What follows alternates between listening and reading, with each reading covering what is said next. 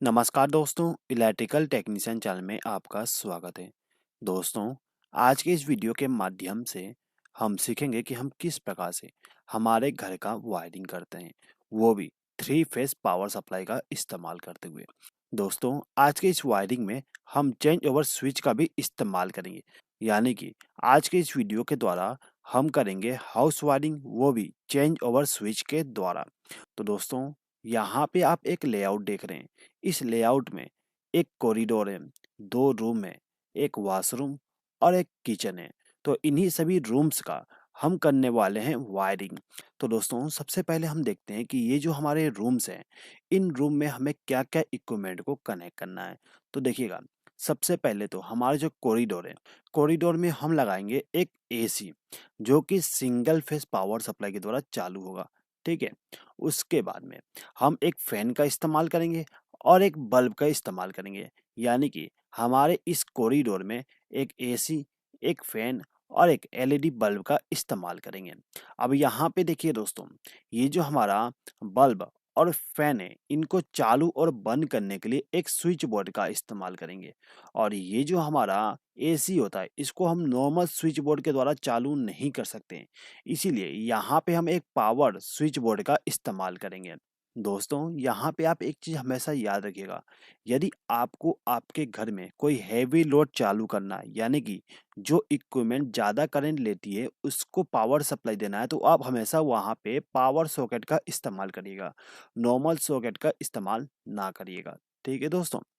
अब देखिए, अब यहाँ पे जो हमारा रूम नंबर 1 है, रूम नंबर 1 में हम यूज़ करेंगे एक फैन और एक एलईडी बल्ब। अब ये जो हमारे फैन और एलईडी बल्ब है, इनको चालू और बंद करने के लिए यहाँ पे हम एक स्विच बोर्ड का इस्तेमाल करेंगे।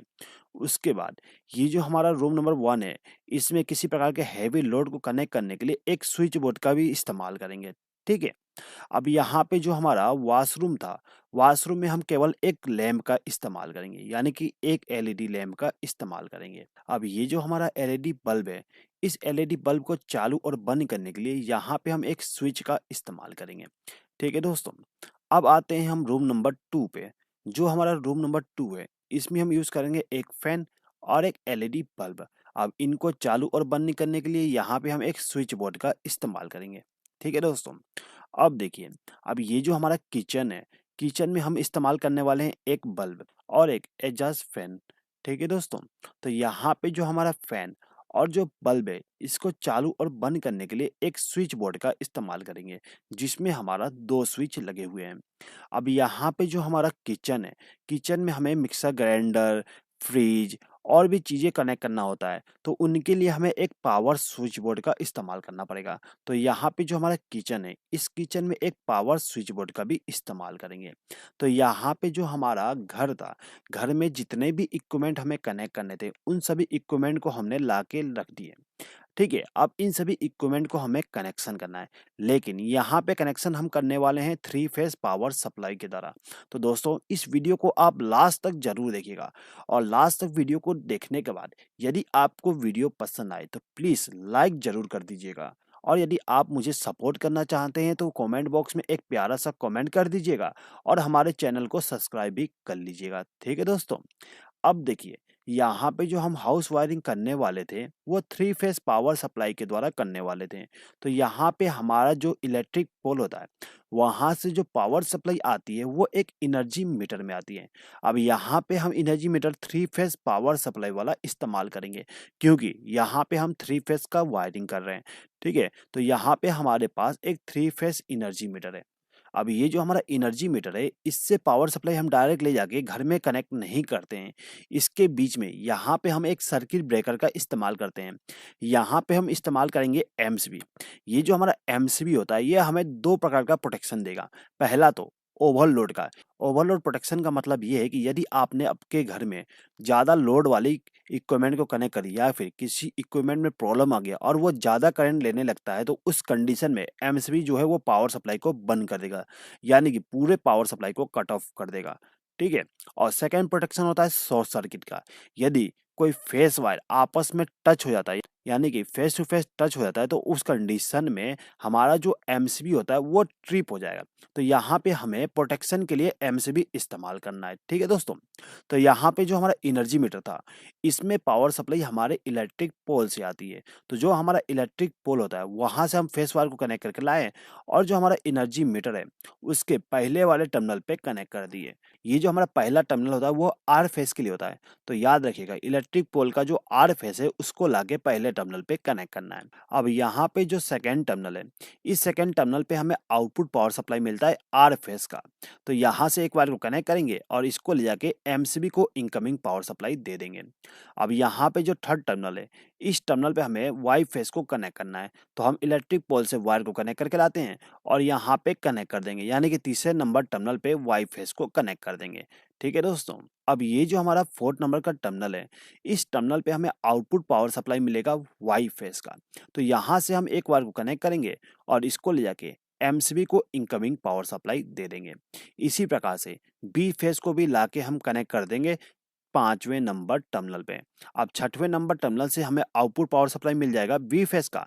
और जो हमारा 7 नंबर का टर्मिनल है, इस टर्मिनल पे हमें न्यूट्रल पावर सप्लाई को कनेक्ट करना होता है। याद रखिएगा दोस्तों, ये जो 7 नंबर का टर्मिनल है ये न्यूट्रल पावर सप्लाई के लिए है। तो यहाँ पर हमने न्यूट्रल पावर सप्लाई कनेक्ट कर दी है। अब इसका आउटपुट टर्मिनल हमारा लास्ट वाली टर्मिनल हो जाएगी। तो यहाँ से हम क्या करेंगे, एक वायर को कनेक्ट करेंगे और इसको ले जाके एमसीबी को न्यूट्रल पावर सप्लाई दे देंगे, यानी कि एमसीबी को इनपुट पावर सप्लाई दे देंगे। तो यहाँ पे जो हमारा एनर्जी मीटर था, इसका कनेक्शन कंप्लीट हो गया। अब इसके बारे में दोस्तों देखिए, आप चाहें तो यहाँ से वायर को कनेक्ट करके आपके घर में लोड को कनेक्ट कर सकते हैं, लेकिन मैं आपको सजेस्ट करूंगा कि आपके घर में आरसीसीबी का कनेक्शन भी जरूर करिएगा। दोस्तों, जो हमारा आरसीसीबी होता है ये आपको अर्थ फॉल्ट का प्रोटेक्शन देता है। दोस्तों, यदि आप जानना चाहते हो कि आरसीसीबी क्या होती है, किस प्रकार से काम करता है, तो मैंने उसके लिए एक वीडियो बनाया हूँ। उसमें बहुत ही अच्छे तरीके से एक्सप्लेन किया हूँ कि आरसीसीबी क्या होती है, कैसे काम करता है और हमें क्यों इस्तेमाल करना चाहिए। तो उस वीडियो को आप जरूर देख लीजिएगा, उसका लिंक मैं डिस्क्रिप्शन में दे दूंगा, ठीक है। अब यहाँ पे जो हमारा आरसीसीबी है, इस आरसीसीबी को इनपुट पावर सप्लाई दे देते हैं इस एमसीबी के आउटपुट टर्मिनल से। तो हम क्या करेंगे, यहाँ से वायर को ले जाके कनेक्ट कर देंगे आरसीसीबी के साथ में, ठीक है। तो यहाँ पर हमने R phase, Y phase, B phase और न्यूट्रल सप्लाई को ले जाके आरसीसीबी को इनपुट पावर सप्लाई दे दी है। दोस्तों, जैसा कि मैंने आपको स्टार्टिंग में बताया था कि हमारा जो हाउस वायरिंग है, इस हाउस वायरिंग में हम चेंज ओवर स्विच का भी इस्तेमाल करेंगे। तो यहाँ पे हम इस्तेमाल करेंगे सेलेक्टर स्विच का। तो यहाँ पे हम टोटल 3 सेलेक्टर स्विच का इस्तेमाल करेंगे, ठीक है दोस्तों। दोस्तों, यदि आप सेलेक्टर स्विच खरीद के आपके घर में लगाना चाहते हैं तो आप प्लीज एक बार आपके घर के पूरे लोड को कैलकुलेट कर लीजिएगा। आप वहां पे देखिएगा कि आपके घर में टोटल कितना एम्पियर करंट फ्लो हो रहा है, ठीक है। उसके बाद में आप सेलेक्टर स्विच को बाय करिएगा। सेलेक्टर स्विच को बाय करते समय आप एक चीज का ध्यान रखिएगा कि जो आपका सेलेक्टर स्विच है उसका एम्पियर रेटिंग आपके पूरे घर के लोड से ज्यादा होना चाहिए, ठीक है दोस्तों। यानी कि यहाँ पे मान लीजिए आपका घर जो है इसका टोटल लोड 20 एम्पियर है। तो आप जो आपके घर में सेलेक्टर स्विच इस्तेमाल करोगे वहां पे मोर देन 20 एम्पियर का सेलेक्टर स्विच होना चाहिए। यानी कि आप यहाँ पे 25 एम्पियर, 30 एम्पियर, 40 एम्पियर, 50 एम्पियर का सेलेक्टर स्विच का इस्तेमाल कर सकते हैं, ठीक है दोस्तों। अब यहाँ पे दोस्तों देखिए, ये जो हमारे सेलेक्टर स्विच है, इन सेलेक्टर स्विच में यहाँ पे कुछ लिखा हुआ है आर वाई बी। यहाँ पे जो आर वाई बी लिखा हुआ है, यहाँ पे हमें क्या करना होता है, आर फेस को कनेक्ट करना होता है, यहाँ पे वाई फेस को और यहाँ पे बी फेस को कनेक्ट करना पड़ता है। उसके बाद यहाँ पे ऑफ लिखा हुआ है, इस ऑफ वाले टर्मिनल पे कोई भी वायर कनेक्ट नहीं करना होता है। लेकिन यहाँ पे आप एक टर्मिनल लिख रहे हैं, ये जो हमारा टर्मिनल है ये आउटपुट पावर सप्लाई के लिए है, ठीक है दोस्तों। तो यहाँ पे सबसे पहले हम क्या करते हैं, जो हमारा सेलेक्टर स्विच है इसको इनपुट पावर सप्लाई दे देते हैं। तो यहाँ पे हम क्या करेंगे, जो हमारा आरसीसीबी है इसके इस टर्मिनल से यानी कि आर फेस वाले आउटपुट टर्मिनल से एक वायर को कनेक्ट करेंगे और इसको ले जाके हमारा जो सेलेक्टर स्विच है इसके आर टर्मिनल पे कनेक्ट कर देंगे। इसके बाद वाई फेस के टर्मिनल से एक वायर को कनेक्ट करके ले जाएंगे और वाई वाले टर्मिनल पे कनेक्ट कर देंगे। उसके बाद में हमारा जो बी फेज का पावर सप्लाई है वहां से एक वायर को कनेक्ट करके ले जाएंगे और जो हमारा सेलेक्टर स्विच है इसके बी वाले टर्मिनल पे कनेक्ट कर देंगे। अब जिस प्रकार से हमने यहाँ पे इस सेलेक्टर स्विच का कनेक्शन किया है सेम टू सेम इस सेलेक्टर स्विच का कनेक्शन कर देंगे। हम क्या करेंगे, यहाँ से एक वायर को लूप करके आर फेस, वाई फेस और बी फेस का भी कनेक्शन कर देंगे। उसके बाद ये जो तीसरा सेलेक्टर स्विच है इस सेलेक्टर स्विच का भी कनेक्शन सेम टू सेम कर देंगे, यानी कि इसको आर फेस, इसको वाई फेस और इसको बी फेस के द्वारा कनेक्ट कर देंगे। ठीक है, अब यहाँ पे जो हमारा सेलेक्टर स्विच है इस सेलेक्टर स्विच से जो आउटपुट पावर सप्लाई मिलेगा आप चाहे तो यहाँ से डायरेक्ट ले जाके आपके घर में कनेक्ट कर सकते हो, लेकिन मैं रेकमेंड करूंगा कि आप यहाँ पे एमसीबी का इस्तेमाल करिएगा, यानी कि एक 2 पोल का एमसीबी और कुछ सिंगल पोल का एमसीबी इस्तेमाल करिएगा। अब यहाँ पे सिंगल पोल का एमसीबी कितना इस्तेमाल करना है वो डिपेंड करेगा आपके घर के पूरे रूम पे, यानी कि एक रूम के लिए आप एक एमसीबी का इस्तेमाल करिएगा। यहाँ पे हमने 3 एमसीबी का इस्तेमाल कर लिए। ठीक है, अब यहाँ पर हमने एक सेट बना लिए, सेम टू सेम यहाँ पे 2 सेट और मैं बना लूंगा, यानी कि एक आर फेज के लिए, एक वाई फेज के लिए और एक बी फेज के लिए मैंने एमसीबी का सेट बना दिया, जिससे क्या होगा हमारे घर के लोड को पूरा हम इक्वली डिवाइड कर सके। दोस्तों, गवर्नमेंट का एक रूल है जिसमें ये कहा गया है कि आपके घर में जितने भी लोड कनेक्ट होंगे वो सभी के सभी 3 फेज पावर सप्लाई में इक्वली डिवाइड होना चाहिए। इसीलिए आप जब भी आपके घर का वायरिंग करें तो पूरे घर में पावर सप्लाई को इक्वली डिवाइड करें। मान लीजिए कि आपके घर में टोटल 9 रूम है। अब यहाँ पे आपको क्या करना है, 3 रूम को आर फेज पे कनेक्ट करोगे, 3 रूम को वाई फेज पे और 3 रूम को बी फेज पे कनेक्ट करोगे। ठीक है, यानी कि हम पूरे घर के लोड को डिवाइड कर देंगे।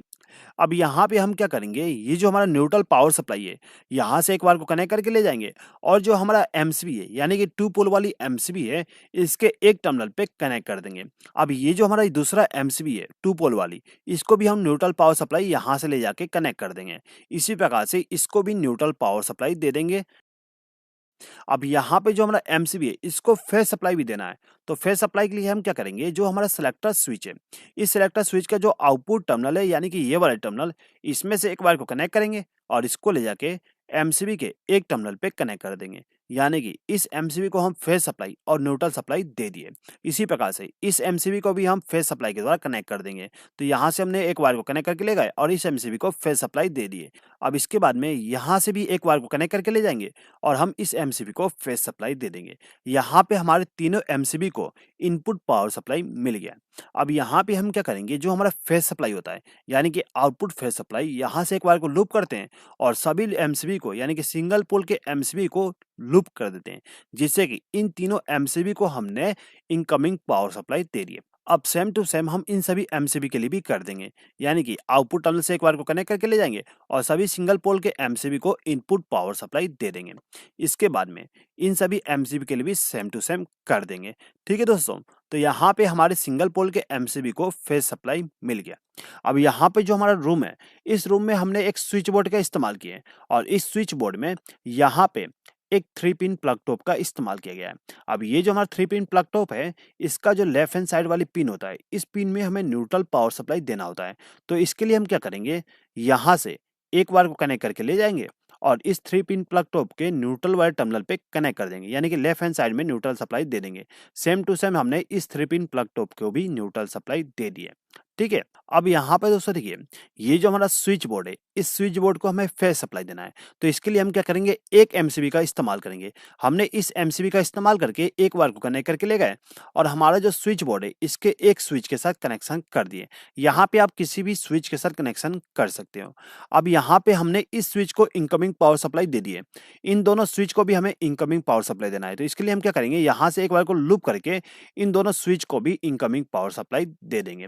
ठीक है दोस्तों, अब यहाँ पे देखिए ये जो हमारा सॉकेट है इस सॉकेट को कंट्रोल करने के लिए हम इस स्विच का इस्तेमाल करेंगे। तो हम क्या करेंगे, इसके आउटपुट टर्मिनल से यानी कि इस स्विच के आउटपुट टर्मिनल से यहाँ से वायर को कनेक्ट करके ले जाएंगे और इस सॉकेट को फेज सप्लाई दे देंगे। अब यहाँ पे देखिए दोस्तों ये जो हमारा बल्ब है यानी कि एलईडी बल्ब है, इस एलईडी बल्ब को कंट्रोल करने के लिए हम इस स्विच का इस्तेमाल करेंगे। तो ये जो हमारा स्विच है इस स्विच से एक वायर को कनेक्ट करेंगे और इसको ले जाके हमारे एलईडी बल्ब को फेज सप्लाई दे देंगे। अब यहाँ पे जो हमारा ये वाली फैन है, इस फैन को कंट्रोल करने के लिए हम इस स्विच का इस्तेमाल करेंगे। अब ये जो हमारा स्विच है, यहाँ से डायरेक्ट वायर को ले जाके हमारे फैन को नहीं देते, क्योंकि इसके बीच में हम एक रेगुलेटर का इस्तेमाल करते हैं और रेगुलेटर के द्वारा हम फैन के स्पीड को कंट्रोल करते हैं। तो यहाँ पे हम क्या करेंगे, यहाँ पे जो हमारा रेगुलेटर का वायर होता है, उसमें से एक वायर को ले जाके हमारे स्विच के साथ कनेक्ट कर देंगे। यानी कि रेगुलेटर के एक वायर को हमने स्विच के साथ कनेक्ट कर दिया। अब जो हमारा रेगुलेटर का दूसरा वायर होता है, उस वायर से एक वायर को लूप करके हमारा जो फैन है, उसको फेज सप्लाई दे देंगे। अब यहाँ पे जो हमारा बल्ब और जो फैन है, इनको न्यूट्रल पावर सप्लाई भी चाहिए। तो हम क्या करेंगे, यहाँ पे एक वायर को लूप करके ले जाएंगे और जो हमारा फैन है, इसको न्यूट्रल पावर सप्लाई दे देंगे और यहाँ से एक वायर को लूप करके हमारे एलईडी बल्ब को भी न्यूट्रल सप्लाई दे देंगे। अब ये जो हमारा पावर सॉकेट है, इस पावर सॉकेट को हम इसी पावर सप्लाई के द्वारा कनेक्ट नहीं करेंगे। जो हमारा पावर सॉकेट होता है, उनके लिए हम अलग से पावर सप्लाई लेके आते हैं। तो यहाँ पे जो ये वाली एमसीबी है, इस एमसीबी का इस्तेमाल करके हम ले जाएंगे पावर सप्लाई को और इस पावर सॉकेट के द्वारा कनेक्शन कर देंगे। दोस्तों, यदि आप जानना चाहते हो कि हमें कहाँ पे कौन से का वायर का इस्तेमाल करना चाहिए, तो दोस्तों उसके लिए मैंने एक वीडियो बनाया हूँ। उस वीडियो में मैंने बहुत ही प्यारे तरीके से आपको एक्सप्लेन किया हूँ कि आपको लाइटिंग के लिए कितने का वायर इस्तेमाल करना है, पावर सॉकेट के लिए कितने का ये वायर इस्तेमाल करना है और जो मेन इनकमिंग पावर होता है, उसके लिए कितने का वायर इस्तेमाल करना चाहिए। बहुत ही अच्छा वीडियो है दोस्तों, एक बार जरूर आप उस वीडियो को देख लीजिएगा। उस वीडियो का लिंक भी मैं डिस्क्रिप्शन में दे दूंगा, ठीक है। तो दोस्तों अब देखिए, अब यहाँ पे जो हमारा पावर सॉकेट था, इस पावर सॉकेट के स्विच में हमने इनकमिंग पावर सप्लाई दे दी है अलग से एक एमसीबी के द्वारा। अब ये जो सॉकेट का स्विच है, इसके आउटपुट टर्मिनल से एक वायर को कनेक्ट करके ले जाएंगे और जो हमारा सॉकेट है, इसके फेस वाले टर्मिनल पे पावर सप्लाई दे देंगे। तो यहाँ पे जो हमारा पावर सॉकेट था, इसका भी कनेक्शन कंप्लीट हो गया। अब दोस्तों देखिए, यहाँ पे हमारे पास एक और एमसीबी है। यदि आपके घर में दूसरा रूम है, तो उस रूम में भी आप इस एमसीबी का इस्तेमाल करके वायर को ले जाके कनेक्शन कर सकते हैं। यहाँ पे मैं आपको केवल एक रूम का कनेक्शन करके दिखाया हूँ। तो यहाँ पे ये वाले एमसीबी को हम इस पेयर में छोड़ देते हैं, ठीक है। अब दोस्तों देखिए, यहाँ पे जो हमारा पावर सॉकेट है, इन पावर सॉकेट में एक मोटा वाला पिन भी होता है, ये वाली। इस मोटे वाले पिन पे हमें अर्थिंग को कनेक्ट करना होता है। तो हम क्या करेंगे, हमारा जो भी अर्थिंग है, वहां से एक वायर को कनेक्ट करके लेके आएंगे और जो हमारा पावर सॉकेट है, इसके मोटे वाले पिन के साथ अर्थिंग को कनेक्ट कर देंगे। जिससे बेनिफिट ये होता है कि यदि किसी प्रकार का आपके इक्विपमेंट में फॉल्ट आता है, तो अर्थिंग के जरिए करंट फ्लो होकर जमीन में चली जाएगी। यानी कि आपके इक्विपमेंट को सेफ्टी प्रोवाइड हो जाएगी और आपको भी सेफ्टी प्रोवाइड हो जाएगा। अब दोस्तों देखिए, यहाँ पर हमने इस पावर सॉकेट के मोटे वाले पिन पे अर्थिंग को कनेक्ट कर दिए और ये जो हमारा पावर सॉकेट है, इसको भी हम अर्थिंग के द्वारा कनेक्शन कर देते हैं। तो यहाँ पे जो हमारा कॉरिडोर था, इसका कनेक्शन कंप्लीट हो गया, यानी कि वायरिंग कंप्लीट हो गई। अब आते हैं हम रूम नंबर 1 पे। तो ये जो हमारा रूम नंबर 1 है, इस रूम नंबर 1 में पावर सप्लाई देने के लिए हम इस एमसीबी का इस्तेमाल करेंगे। तो यहाँ से हम एक वायर को कनेक्ट करेंगे और इसको ले जाके हमारा जो स्विच बोर्ड है, इसके किसी भी एक स्विच के साथ कनेक्शन कर देंगे। तो हमने इस स्विच को इनपुट पावर सप्लाई दे दी है। अब यहाँ पे जो हमारे दो स्विच है, इन दोनों स्विच को भी इनपुट पावर सप्लाई दे देते हैं, यानी कि यहाँ से वायर को लूप कर देते हैं। अब यहाँ पे जो हमारा पावर सॉकेट है, इस पावर सॉकेट को कंट्रोल करने के लिए हम इस स्विच का इस्तेमाल करेंगे। तो यहाँ से एक वायर को कनेक्ट करेंगे और इसको ले जाके इस सॉकेट को फेज सप्लाई दे देंगे। अब यहाँ पे जो हमारा बल्ब है, इस बल्ब को चालू और बंद करने के लिए इस स्विच का इस्तेमाल करेंगे। तो यहाँ से हम एक वायर को कनेक्ट करके ले जाएंगे और जो हमारा एलईडी बल्ब है, इसको फेज सप्लाई दे देंगे। उसके बाद ये जो हमारा फैन है, इस फैन को कंट्रोल करने के लिए हम इस स्विच का इस्तेमाल करेंगे, लेकिन इसके बीच में हम एक रेगुलेटर का भी इस्तेमाल करेंगे, जिससे कि हम इस फैन के स्पीड को कंट्रोल कर सकें। तो यहाँ पे हम क्या करेंगे, जो हमारा रेगुलेटर है, इसका जो वायर होता है, उसको ले जाके हमारे स्विच के साथ कनेक्ट कर देंगे। अब इस रेगुलेटर का जो दूसरा वायर होता है, उसमें से एक वायर को लूप करके हमारा जो फैन है, उसको फेज सप्लाई दे देंगे। अब दोस्तों देखिए, ये जो हमारा फैन, बल्ब और सॉकेट है, इनको न्यूट्रल पावर सप्लाई भी चाहिए। तो इनको न्यूट्रल पावर सप्लाई देने के लिए ये जो हमारा 2 पोल का एमसीबी है, इसके आउटपुट टर्मिनल से, यानी कि जहाँ पे हमें न्यूट्रल पावर सप्लाई मिलेगा, वहां से एक वायर को कनेक्ट करके इसको ले जाके हमारा जो सॉकेट है, इसके लेफ्ट हैंड साइड वाली पिन के साथ कनेक्ट कर देंगे। अब यहाँ पे जो हमारा पावर सॉकेट है, इस पावर सॉकेट को भी न्यूट्रल पावर सप्लाई देना होता है। तो हम यहाँ से एक वायर को लूप करके पावर सॉकेट को भी न्यूट्रल पावर सप्लाई दे देंगे। दोस्तों, यदि आप चाहते हो कि पावर सॉकेट को न्यूट्रल पावर सप्लाई सेपरेटली दे, तो उसके लिए आप क्या कर सकते हो, यहाँ से वायर को ले जाके हमारे इस एमसीबी के आउटपुट टर्मिनल पे डायरेक्ट कनेक्ट कर सकते हो। लेकिन मैंने आपको यहाँ पे वायर को लूप कर दिया हूँ, यानी कि न्यूट्रल पावर सप्लाई कॉमन कर दिया हूँ, ठीक है। अब यहाँ पे जो हमारा फैन और बल्ब है इनको भी न्यूट्रल सप्लाई देना है। तो हम क्या करेंगे, यहाँ से एक वायर को कनेक्ट करके ले जाएँगे और जो हमारा फैन है इसको न्यूट्रल पावर सप्लाई दे देंगे। अब यहाँ पे एलईडी बल्ब को भी न्यूट्रल सप्लाई देना है। तो हम यहाँ से एक वायर को लूप करके इसको न्यूट्रल पावर सप्लाई दे देंगे। अब दोस्तों देखिए, ये जो हमारा वॉशरूम है, इस वॉशरूम में केवल एक एलईडी बल्ब का इस्तेमाल किया गया है। अब इनको चालू और बंद करने के लिए पावर सप्लाई चाहिए। तो पावर सप्लाई देने के लिए हम क्या करते हैं, हमारा जो रूम नंबर 1 है, यहीं से एक पावर सप्लाई को लूप कर देते हैं, क्योंकि हमारा जो वॉशरूम है उसके लिए हम सेपरेट एमसीबी का इस्तेमाल करने की ज़रूरत नहीं है, क्योंकि यहाँ पे हम केवल एक एलईडी बल्ब का इस्तेमाल कर रहे हैं। तो हम क्या करेंगे, यहाँ से एक वायर को लूप करके ले जाएँगे और जो हमारा स्विच है इसको फेज सप्लाई दे देंगे। अब इस स्विच के आउटपुट टर्मिनल से वायर को ले जाके हमारे एलईडी बल्ब को फेज सप्लाई दे देंगे। अब इस एलईडी बल्ब को न्यूट्रल पावर सप्लाई देने के लिए यहाँ से वायर को लूप करके इसको न्यूट्रल पावर सप्लाई दे देंगे। ठीक है दोस्तों? अब देखिए, अब जो हमारा रूम नंबर 1 है, रूम नंबर 1 में जो पावर सॉकेट था, पावर सॉकेट के लिए हम अलग से एमसीबी का इस्तेमाल करेंगे। तो हम क्या करते हैं, ये वाला एमसीबी का इस्तेमाल कर लेंगे।